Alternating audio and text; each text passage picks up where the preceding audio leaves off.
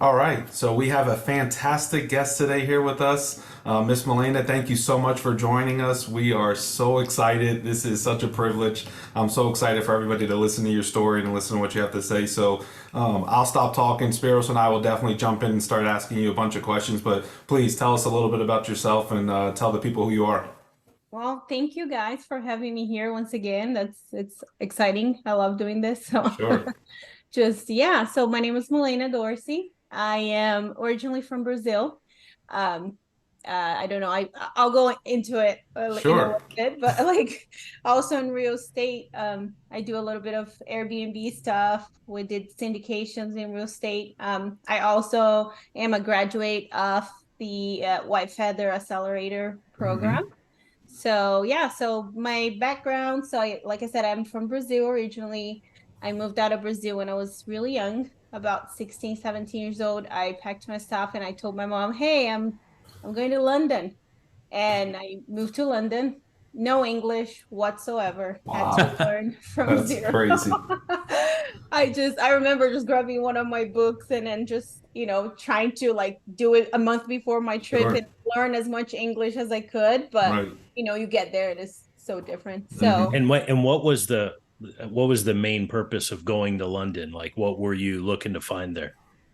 it's funny that you asked that because like when I was a kid, ever since I know myself, I always fantasize about having kids that spoke English. This was my thing. My Okay, kids were speaking in English in all of my daydreams, you know? Right.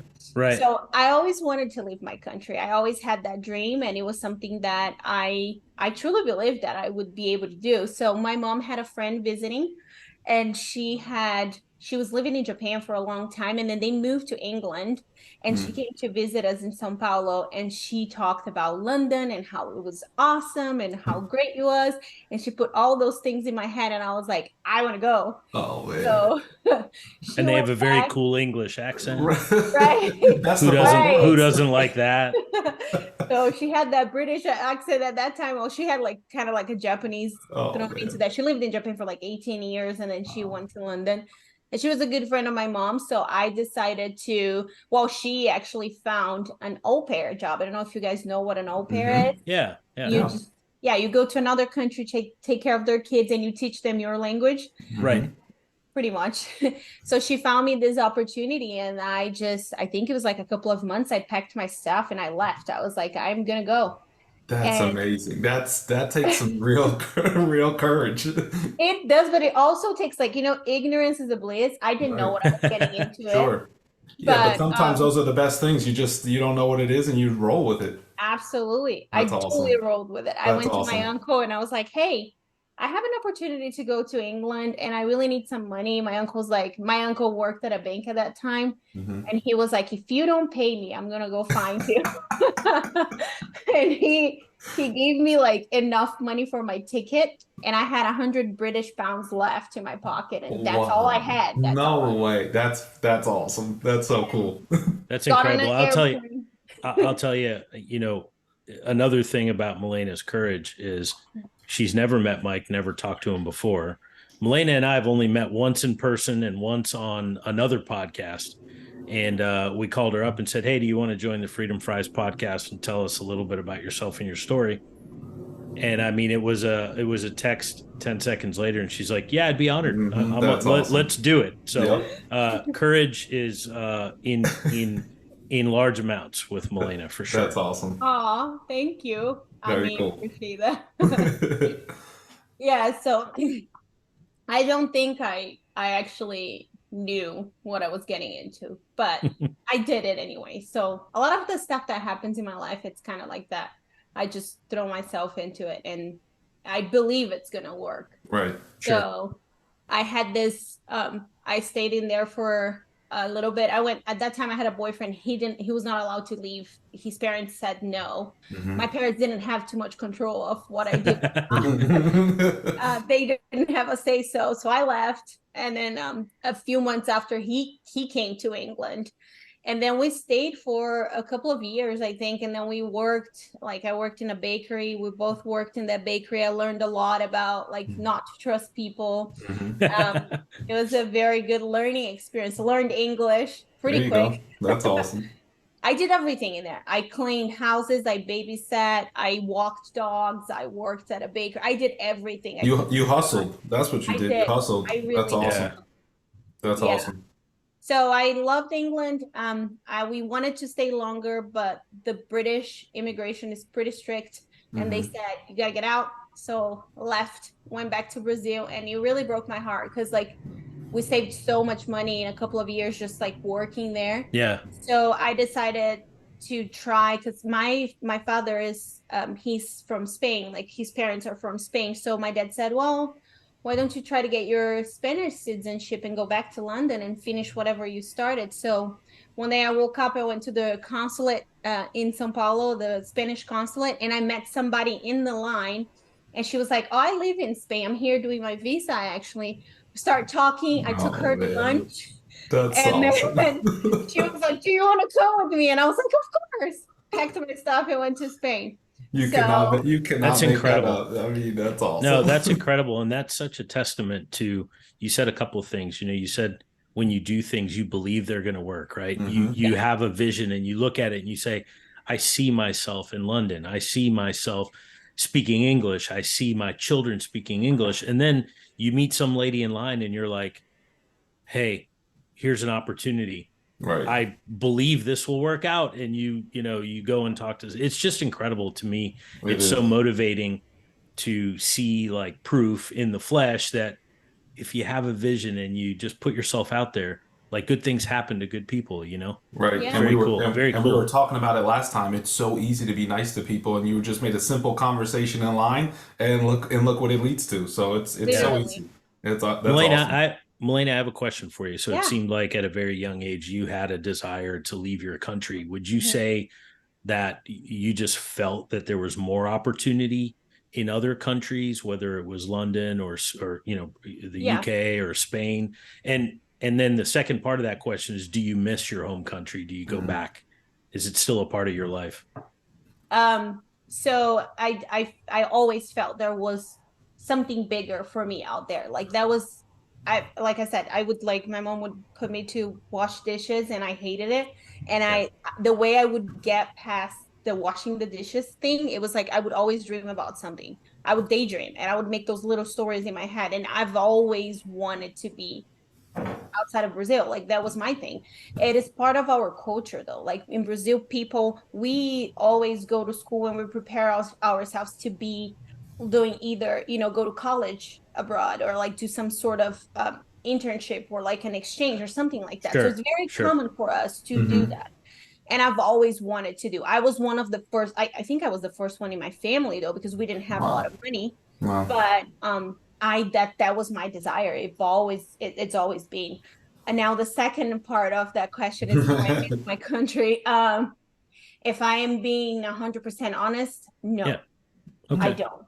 Okay. It's weird because it's a mix. I miss the people. I miss my family, Hmm. but I don't miss the struggle that I had to go through to get here Right. because I feel like I did not have the support, right? My parents they didn't pay for college, they didn't pay for tickets, they never were able to come to see me. I've Right. been living outside of my country for over 20 years. It's the first time I have my mom here. So, Wow.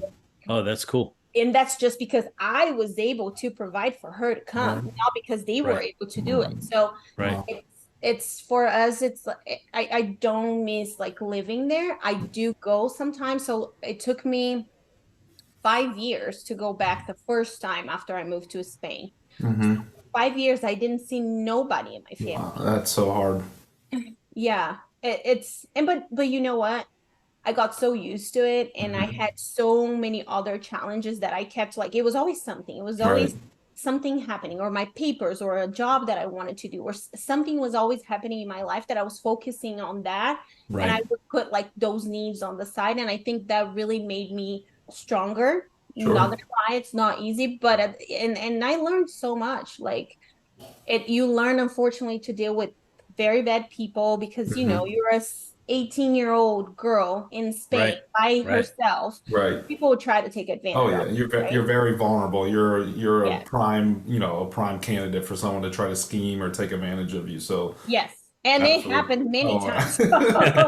please, that happens everywhere in the world. So that's not, but No, it it's takes a lot of perseverance to overcome that and kind I of identify it. yeah. I pity the fool that tries to take one over on Milena these days. Milena, tell me. So I'm so intrigued by your story. Tell me Yeah. how you get from London to Spain. How do you get to America? So I was in Spain for a little bit. I started working for free for some restaurants. I was like, you know what? If you give me this opportunity, I'll show you how I can work. So I would take jobs like that. I would Right. offer to work for free. And then the day that they didn't have a waiters or like somebody to Mm-hmm. wash the dishes, they would call me like, Yeah. hey, by the way, we need you. So I started doing that for a little bit. And then I got like this fantastic opportunity to work as a translator because Mm. I spoke English, Portuguese, and Spanish at this Wow. time, right?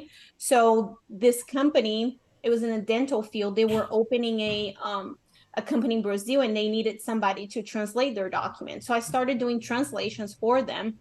And then they quickly they were like, you know what? I think we should have you on our sales team. And they made my papers. They like No hired way. me, they made me legal in Spain, and I was like, okay, I like this. Sure. Yeah. I started working for them for this company, and then they were just like very like they were great to me. Like it was just very um rewarding because I have done all this hard works for like all these years, and now I'm working behind the desk. So it was like a Yeah. come true for me. So I worked in that for a little bit. I traveled a lot with them. I was going to trade shows like as a sales representative. So it was pretty amazing. And then when I was doing that, I met my husband, my then husband, well, my late husband now. We'll get to that too. Sure. Okay. So I met Payne, and Payne was a US Air Force Mm. at that time, and he was stationed in Aviano, Italy. So we started like long distance dating, and then we would travel like from I would travel from Barcelona to Venice on the weekends, and he would come. And then shortly after that, we got married and I moved to Italy. So I went from Spain to Italy, but I lived in Spain for about 12 years. So that was like towards the end of my Wow. journey in Spain. So that's how I got introduced to the American culture. That's so cool. I like, man, listen, I know you're hustling, but you're living in Barcelona, you're going to Venice, Italy. Like, it's not all too bad. No, You it was know, amazing. I No, can't that's complain. awesome. That's awesome. That's so cool. something you said kind of stands out to me. I just before our call, I had lunch with my son Will. He Hmm. happened to be driving through town, and we met up. And he got his big break, in his career by doing exactly what you did, Milena. He reached out to people that he wanted to work for and said, "I will work for free. You don't have to pay me. I just want to come in and add value to what you're doing. I want to get value back. I want to learn, and I don't expect you to pay me." And sure enough, Right. somebody reaches out and says, "When does this ever happen?" Somebody like is offering to give something and is not asking for something in return Right. other than an education and an opportunity. So super, super cool. And I think I envy people like you and my Yeah. son that are willing to do that in a society or a culture that basically says, you know, don't don't do anything for free, right? Right. You got to get paid for everything you do, and Yeah.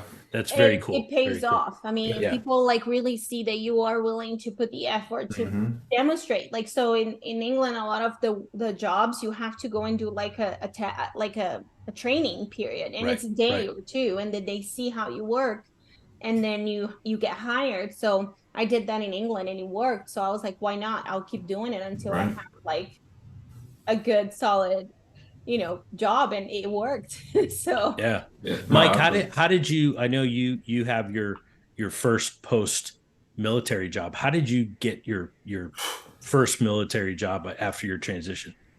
My first post-military job, Yeah. which I'm doing. Yeah. Oh, great question. I did almost what Milena did, but just not, I was struggling a little bit. I was reaching out, doing a bunch of applications, going on a bunch of interviews, but it was very hard to translate my military career into the civilian career, especially in the legal world.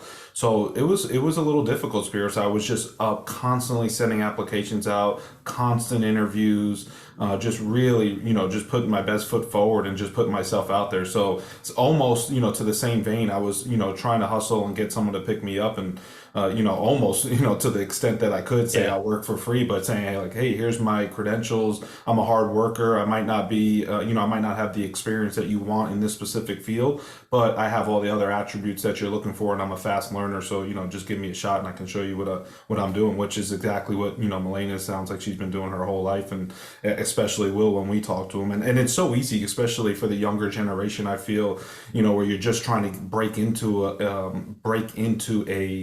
a sphere of work, right? Where you're like, hey, here I am. I might not know as much as you, but I can work hard and I can do whatever you ask me to do, Right. and just give me some work. So it's a really good advice, especially for the younger generation that's listening. One of the things that I'm really hopeful and I have a vision for this community that we're building in this podcast, right, is to bring people together that can help each other, that Right. understand each other, and especially in that, military folks that are transitioning out.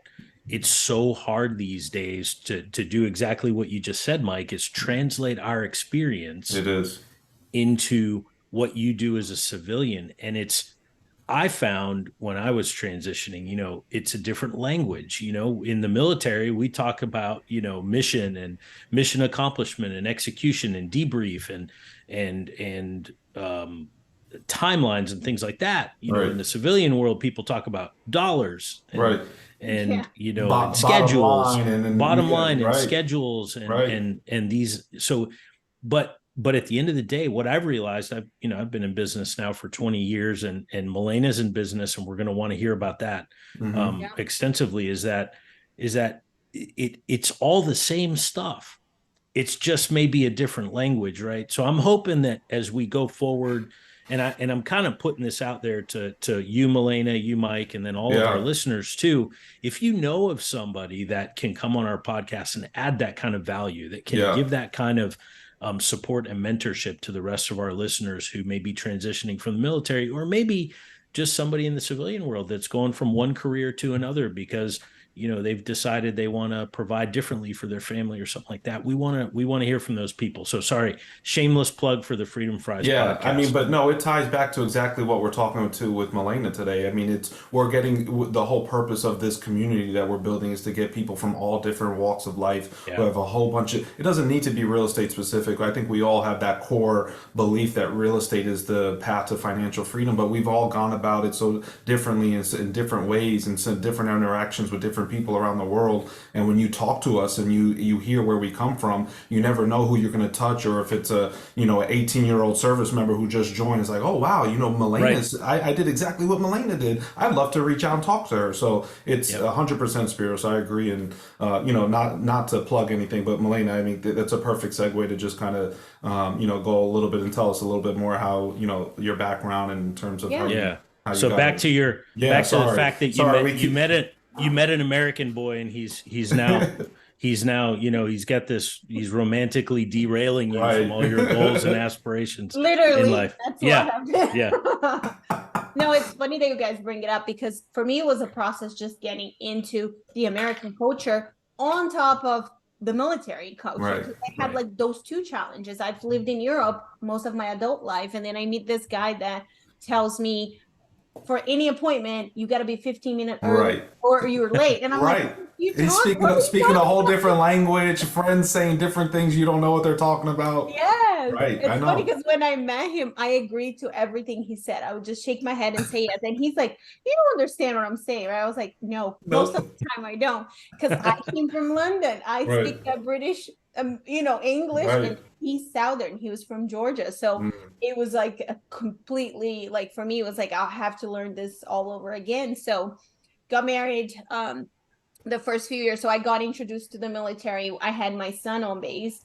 We got pregnant right away, and then we had Jake on base in Aviano. We were stationed in Aviano Air Force Base, and that was a whole process because like I'm getting introduced to being a military spouse. I had no idea what a dependent is, and I've never been a dependent of anyone, let alone ask permission to do all these things. And it was really complicated for me at the beginning. So I suffered a little bit of like just being a spouse of someone and just being dependent and just for permission. I couldn't drive until I get my base card. So I had to he would have to drive me on base.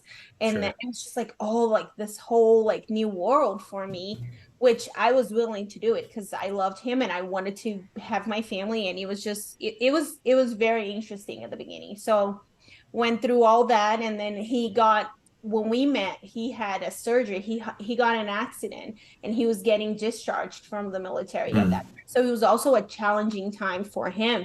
He was getting out of the military and we didn't know what was going to happen. Now he's here with a foreign wife having to go get a green card because we were going to be sent to America anytime. And it was just a whole bunch of things happening in literally less than a year.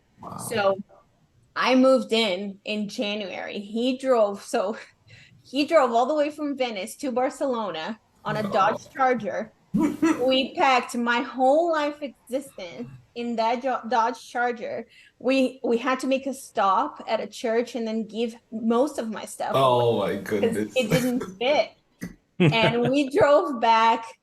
We stopped in Monaco. We stopped in Nice. We stopped that's awesome. Nice European cities. And then we had toll roads. Like in Europe, you have to like throw coins inside of the toll in France. And then in Italy, you have to have a sticker. So like all these things, it was so much fun. So we drove back on Christmas Day. And the day we got in Italy, he got me a dog, which is the dog I still have. It's a golden retriever. We bought her in Italy. So she's Italian. She has a passport. Nice. The dog, yeah. So we started a life in Italy until April. And then in April, they tell us you have a month to pack your stuff and move to the US. No way. So here I am starting a whole new life again, like just in a completely different country. Wow. So that was very challenging for me because I had a 1-year-old almost. He was like 11 months old when we moved there. So we would stay a whole year in Italy and then we came to the US. And then it was just like, it was interesting because I had high expectations about the US and the beginning was not quite what I was expecting. It took me a while like to get adjusted.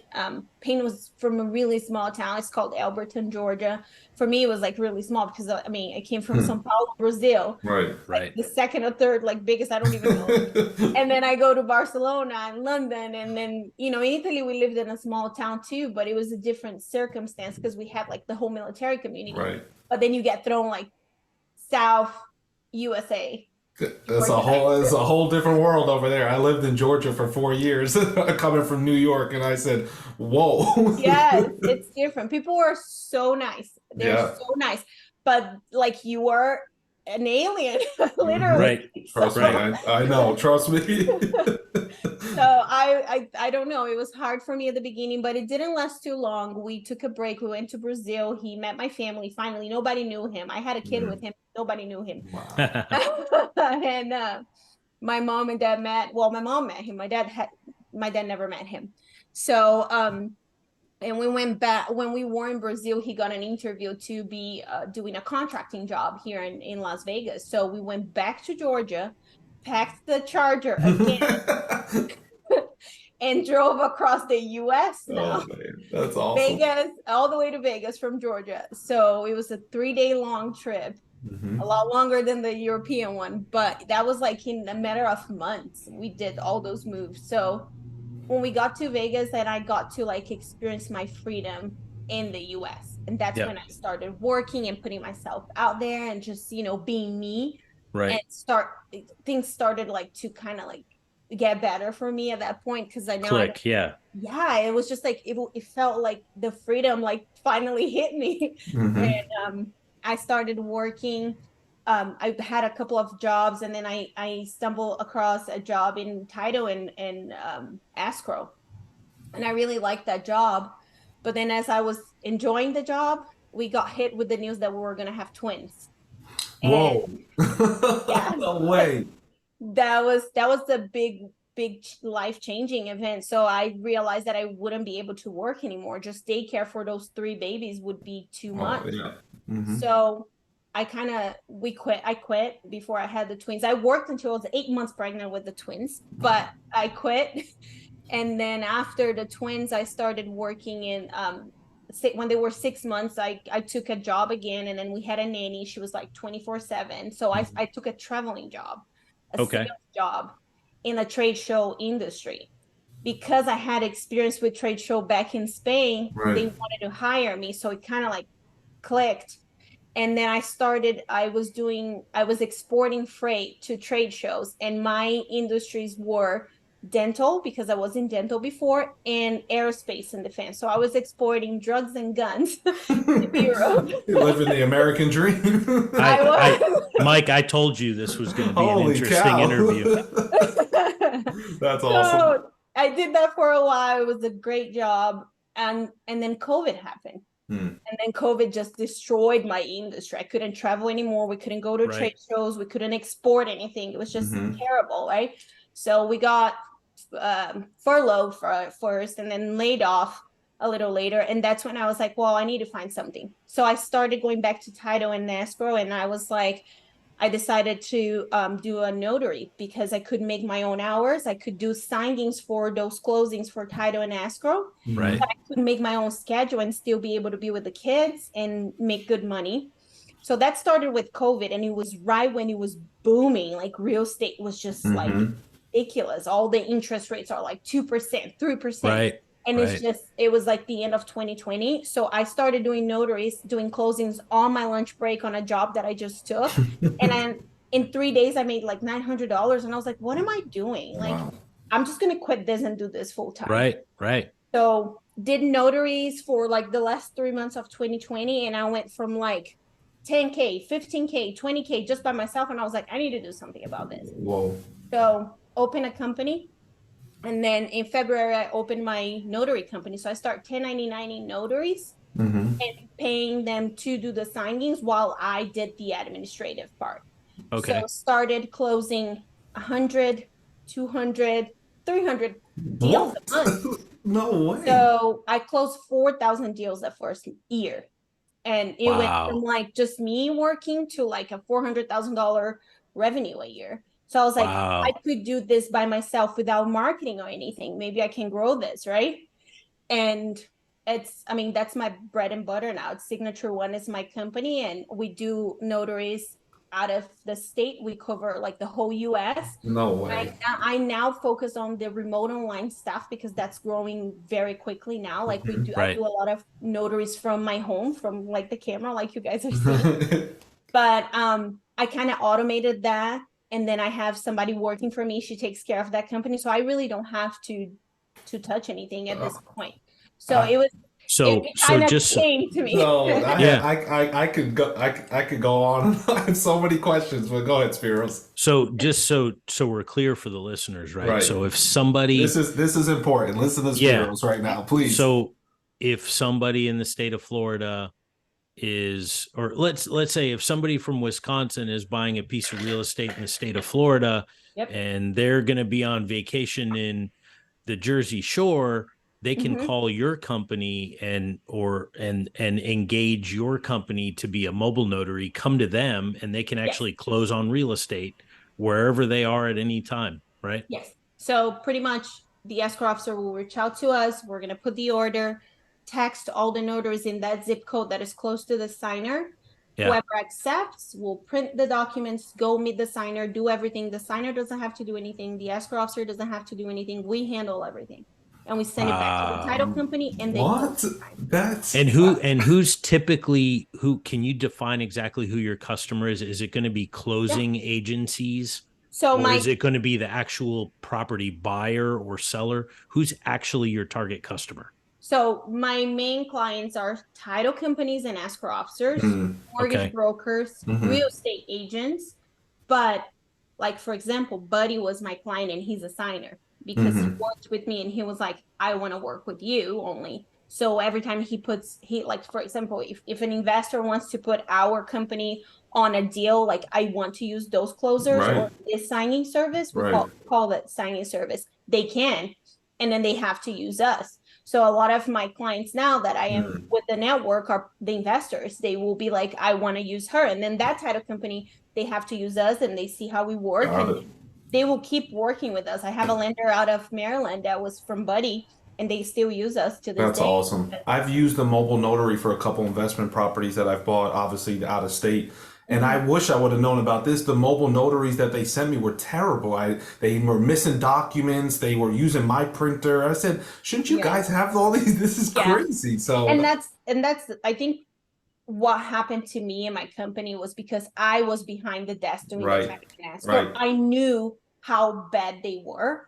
So I was like, I need to provide a service that I would like to receive when I was in a escrow and title. So I knew exactly what I wanted. I didn't want to go after notaries for corrections, for missing labels, missing documents. So we established this whole process and a checklist for our notaries. So to make the life of the escrow officer easier and they close on time. Because for me, like a nightmare was like, we get the documents we need to close today, but the notary forgot the deed or stamp. It happens so much. It so does. Like, we developed the company in the way that those things wouldn't happen. So I never did marketing for my company. It was all like referrals, and it grew from like I don't know 3 clients that I had to like 30 in a matter of like months. So and you were doing this all by yourself in the beginning? I did this all by myself while I was doing signings. And you have 3 kids at home. I have 3 kids and I had a husband at that time too. So I mean, so quick commercial for your business. Can you give us the website? So my website is signature one spelled out. Okay. And then SS for signing service. So the letter S twice.com. And then we'll put this in the show notes. So if whoever wants to go directly to it, we'll put a link directly into it. Yeah. It's super easy. So like the escrow officer they go in, they register as a client, and then they push the order through. 3 minutes max, a notary gets assigned. I mean, forget our listeners. I'm signing up myself. Yeah, because I do a lot of, so for example, for like my classmates in the accelerator, I do a lot of quick claim deeds, transfer deeds, and stuff like that, just online, because in Nevada we can do online notaries. It's like in Virginia, so like a lot of Virginia notaries because of that, but we can do that here too. So that was and that's kind of like what brought me into real estate too, because I start to sit in front of investors all the time. Some of my clients are investors, and I'm like, I start getting very curious about, okay, why are these people buying 12 properties at one time? Why don't we? That's a good segue, Milena. If you don't continue your story and tell us how you transition from kind of building this business from the ground up. That's obviously doing fantastic, and kind of jump into where your life is at and how you get into real estate and all that stuff that comes along. Yeah, absolutely. So I think I am a firm believer that things don't happen just because. Everything happens for a reason. Everything happens for a reason. And I don't think this happened. Like when I lost my job, I was like, oh my gosh, this is terrible, right? I cried for days. And then I started the notary stuff. I was like, no, that happened so I could start this. And then I started the notary thing because I had to meet Buddy. And it was literally, for me, it was like, and it was not, I promise, it was not like a year. It was not years apart. Like the events were like all like, I've been praying for this. I've been like waiting for something to happen, right? And I knew. So let me interrupt real quick for everybody. So we've referenced Buddy a couple of times. I was going to say shout out to Buddy real quick. For those of you that don't know, so Buddy Rushing is the CEO of White Feather Investments, and it is a company that is kind of does a threefold purpose. One, it educates military veterans and their families in the way of real estate investing for the pursuit of financial freedom. It also provides an ongoing network for people who have received the education through White Feather to become part of a nationwide network that I believe, correct me if I'm wrong, guys, I think is about 600 people strong today and is growing by hundreds every year. Yeah. And then so education network, and also it is a deal engine. If that's a good way to put it, it's a deal engine. It's a factory for very profitable, cash flowing real estate deals that are available to the network for the purpose of making the network stronger. And then it's kind of a self-fulfilling machine that feeds from itself, gets bigger. So we've referenced Buddy Rushing a couple of times, so I figured it was important to give him credit for please. what he's built. And all three of us, Right. Actually, I should take it back. I shouldn't count my diploma before I get it. But Milena is the only graduate of the White Feather Real Estate Investing Accelerator, and she's an official bona fide member of the network. Mike and I are we're in our last month of real estate boot camp here, and we're hoping that I don't know if you know this, Mike, but Milena told me that in order for us to become members of the White Feather Network, it actually goes to a vote. Yes. So your good looks, Mike, and your nice smile, that's not going to get it for you. I was going to say, okay? I'm glad I shaved today. I was doing it for the camera. There's more to it than just, your cute boyish looks. Man. Yeah, you got to get past the other people. We got to get past the other people. Hopefully I stay on the top. Just to add on real quick to that, Spiros, great summary, but just in addition, just Buddy Rushing doing fantastic stuff for the community and creating a community of people like ourselves that can get together and talk. And personally, I feel the minute I see, a White Feather investing graduate or member, I just have an instant status of trust that I know, hey, you've gone in front of Buddy, you've gone in front of the board here. Okay, let's talk. I feel comfortable having a conversation with you. So really doing great things, and a big shout out to him and his team. So, and obviously we're a product of that environment. So, all right, sorry, Milena, we shamelessly paused it. All right, go ahead. Yeah, so that brought me to Buddy. Buddy had got my contact from one of my loan officers, actually, that I did a closing for her. She was at the summit. Tammy, actually, she was at the summit, and then he called me and he asked me to do a closing for him, and I showed up to the closing. He was like in the middle of his wedding anniversary thing with Kimberly, and I met them in the middle of the strip. And I had like my printer set up at a Subway, and then like Buddy comes, and I had called like a couple of mistakes the title company had made, and he was like, "Oh my gosh," he was so impressed. He was like, "I've never seen a notary like this. Like nobody pays attention to the notary." I was like, "Thank you, Buddy," but he was like, "But you are like so precise," and he was like so like pumped, like Buddy's so like energetic.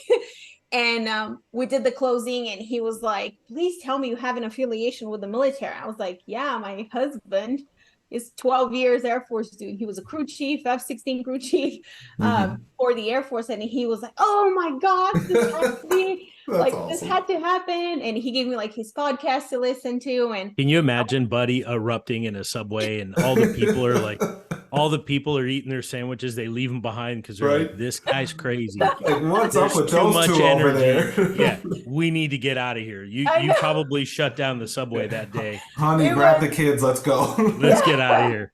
It was fun because like Kimberly was shoe shopping, so I didn't have the chance to meet her.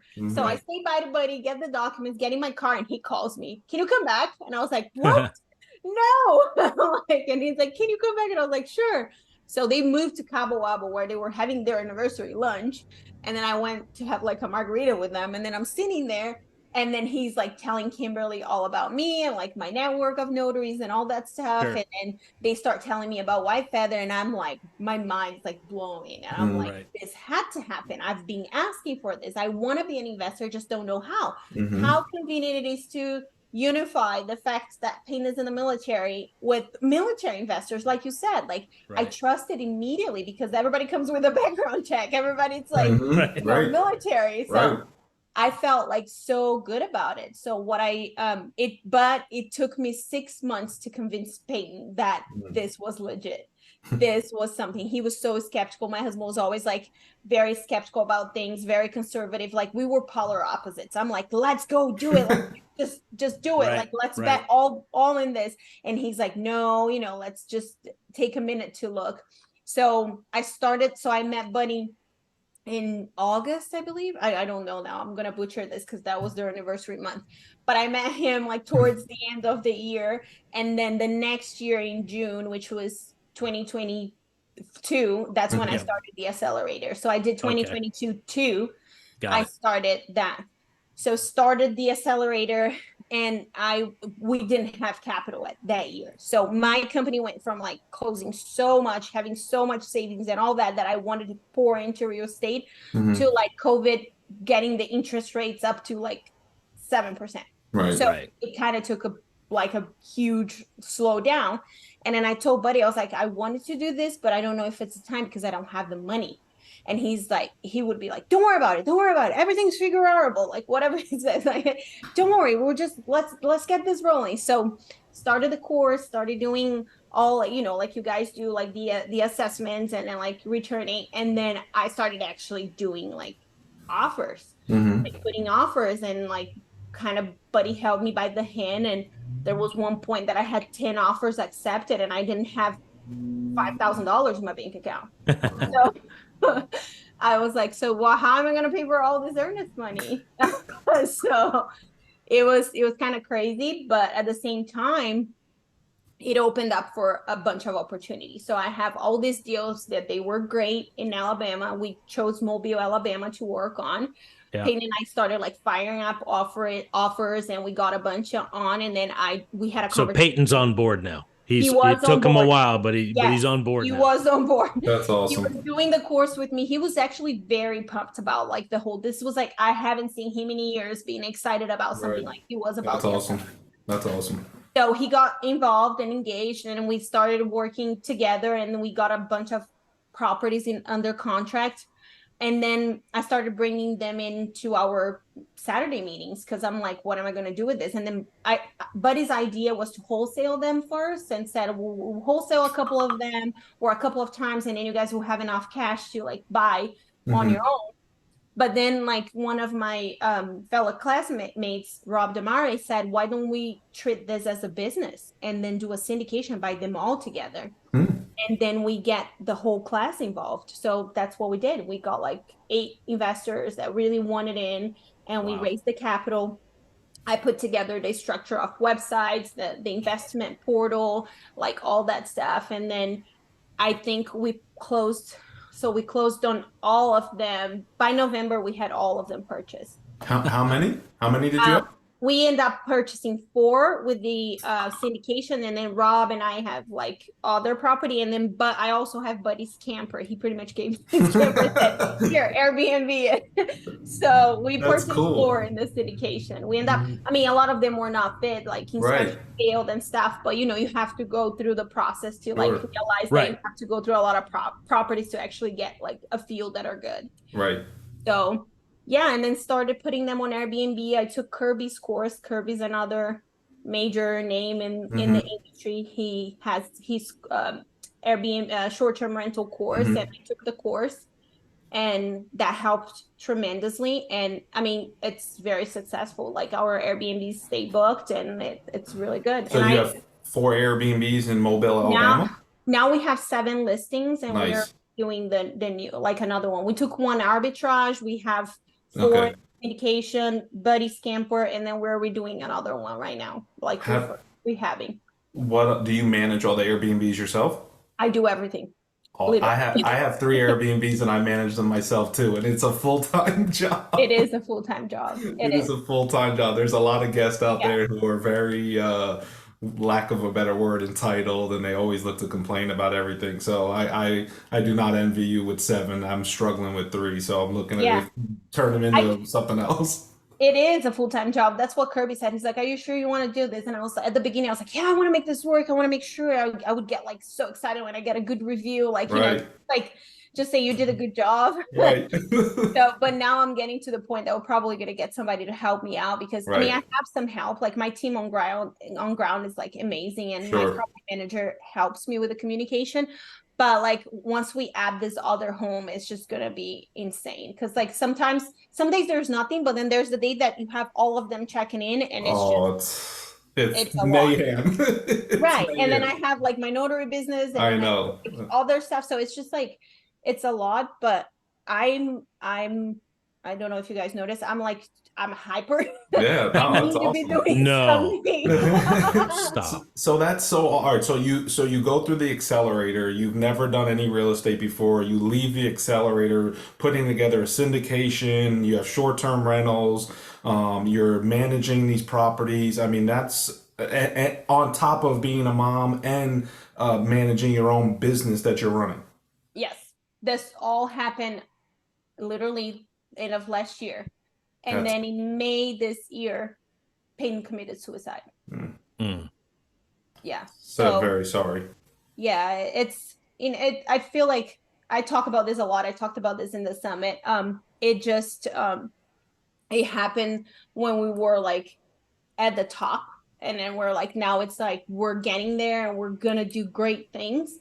And I feel like I obviously would never know, but I feel like he was sick, obviously, and then like the thing Right. that gets me the most is because like we were at the best time and he felt like it wouldn't get any better for him and he Mhm. didn't reach out and he didn't ask for help and he was like okay if this is this great and I'm still feeling like this I don't think it's going to get any better.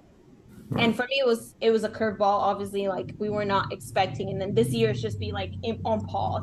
Like Right. I've been managing and doing all that and just making sure my kids are good and then like everything that that has happened, just kind of like trying to put my life back in order. Right. But it was something that like I feel like the more I talk about it, the more people will help because this is my mission. I need Yeah. to help other people. I need Absolutely. to let people know what happens if you do that. Like me and my kids are struggling like on a daily basis forever. Like Yeah. he's no longer in pain, but we have that pain. It's Right. transferred Right. to us. But I also like I'm very positive and I feel like if I can take that and make something beautiful out of it, I will. That's my thing. I I have so many people in my life that got like my relationships got stronger because of Right. what happened, and Right. I cherish them. Like I love life and yeah. Yeah, you see who your true friends are when you really need them to be there in your corner. They'll come out with no issues. No, and then just the community. Like I had so much support from like my, my classmates from Buddy. Like and it's just it's being crazy. Like Right? I mean, literally life threw me like a Yeah. bunch of lemons, like let's say like Right. that. The Right. And I ultimate. had no other option. Like Right. need to make this lemonade, Well, right? your message is so powerful, and the fact that you can get on here and talk to, one person that you've met one time or to a handful of times, and someone you've never met before in person, and be so honest and raw, and you're changing people's lives for the better. And anybody who listens to this, there is no doubt in my mind that what you're saying is going to have a positive effect, and that message is going to go on and live on for forever. I mean, what we're creating here can't be deleted. So this is something that's going to last forever for anybody who ever in the future is struggling with something that's similar. They can hear from a powerful woman who's got a family that she's providing for. She's building ground up businesses. She's investing. She's creating general wealth for herself and dealing with life issues at the same time. And she's just not missing a beat. So, I mean, from the bottom of my heart, you provide so much motivation for me, and this is just a true honor and a privilege to sit and talk with you. So I really appreciate it, and I just want you to know from us and everybody who's listening, you are a fantastic person, and you have all of us in your corner for anything in the world that you need. So don't hesitate to reach out to us. I'll tell Yeah. you, so one, I want to thank you, Milena, for sharing that with Mike and I. I had the opportunity, obviously, to hear your story when we were in Las Vegas, and my wife was there and my son was there. And I can honestly tell you, you changed our lives, and we are that family that's probably at the top of our, history. And we don't know what God has for us in the future, and it may get even better, right? Or we may end up facing some headwinds. significant headwinds, and I'm not going to compare to what you're facing, but I just want to thank you for opening up. And I'll tell you, Jennifer and I, my wife and I, and my son Will met Milena in Las Vegas, and we probably spent a total of, I don't know, 20 or 30 minutes together. And then we did that call together. But I honestly, Milena, I feel like and I'm an only kid, right? I grew up a spoiled only child. My entire family always reminds me that I'm a spoiled only child, but I do feel like I have a sister in Las Vegas. My wife feels the same way. And let me just say, so sorry for your loss and for what you've had to go through and what you will go through and what your kids will go through. But I'll tell you what I see and what I'm hearing right now is the definition of resilience. Mm-hmm. It is the definition of what we as veterans, what you learn in those times in your military training, when your face is in the mud and somebody's spitting on you and kicking you in the gut while you're down. This is what it's about. It's, hey, my face is in the mud, I'm getting kicked, it hurts, but guess what? I'm going to get up and I'm going to keep walking towards the light. And I just want to say thank you. It's such a privilege to hear your story. All of it. Right. Thank you. It's just incredible. And it's a huge honor, and we're so excited. And I'm jealous that Spiros got to meet you in person, because I feel like I'm missing out. Like, so we're gonna have to make a trip here where all of us just get together and go out and have a good time. Yeah, for sure. So tell us where do you see next year? Like, obviously you're dealing with things today, right? And we get that, and I don't want to dishonor that by moving on, but at the same time, no. we're interested in you. I'm so intrigued. I want to know what's next. We want to know what is your vision for next year and 5 years from now. Yeah. So obviously when something like this happens, you're never prepared, right? Especially if it's something like this that you're really not even expecting to happen. But like I said this in my interview with Kirby, I said, I truly believe that you are what you believe and you think, and you can choose. You can choose to like stay in grief and cry and, suffer. And it's okay to do so. And it's healing and all you want, right? But I choose to take that. I mean, I suffered for like a few months, and I said, I can't do this. I need to be strong for my kids. I need to like keep building this up. I need to honor him. My kids need to know that one day they will know. They will look back and they'll be like, Mom is so strong, right? And that's my goal.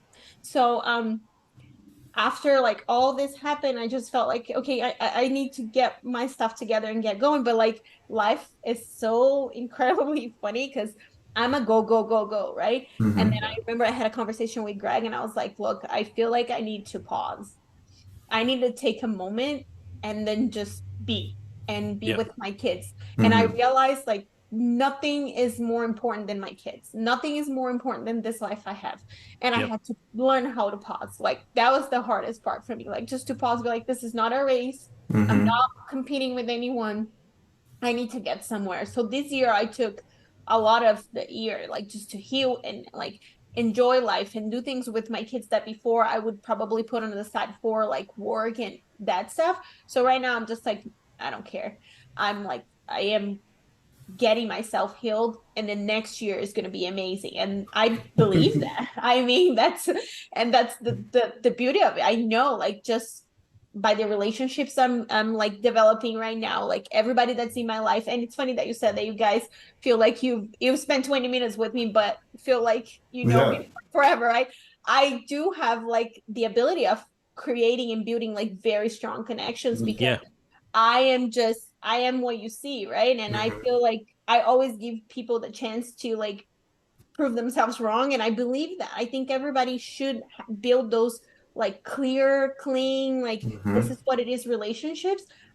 This is me. Like that's it. So I just started focusing a lot of relationships and people and who I want to be surrounded with, because life happens like this. And for me, it really did like bring me to like, this is important. The people, like this, like when he was gone, he was gone. He's not coming back. Right. So like what this happens with one of my kids, God forbid, you know? Right. So I started like really like working on those relationships. I'm working on that. But obviously now like about a month ago, I was like, all right, but I have all this opportunity in my hand. So You can never put I the you can cannot rest for that man, one. I'm right there with you, man. You no matter how hard you try, you will always be Yeah. working and something I'm will always I'm be working. yeah, I took the time off and I said Right. that's enough time off. I'm gonna start working again. And obviously I'm working on more properties. I have been Sure. working on a book. I'm gonna write a book about Mm, me and my life and this what happened to me.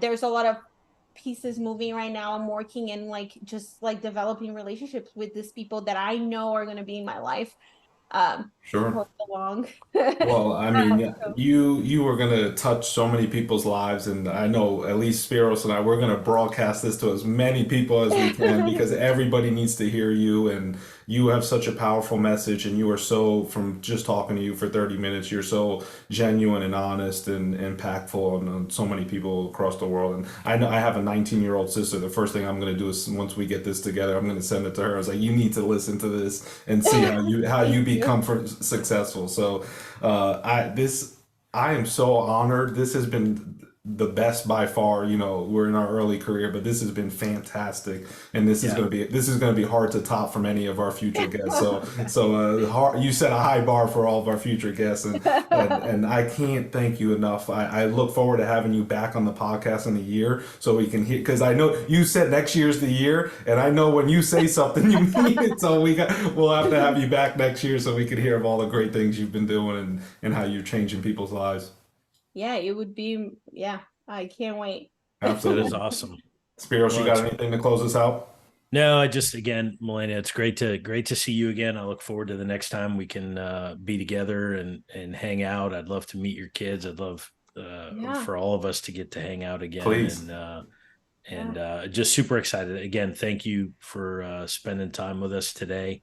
And for sure be Yeah, looking out for us knocking on your door again to kind of get an update on what's happening absolutely. with you and the kiddos. You guys Absolutely. are always welcome. Oh, Awesome. awesome. Yeah, I'm here for it. Thanks so much for So your time. just to remind everybody, signature1ss.com Yep. is Milena's business. So I'm sure it's very, very easy to find online.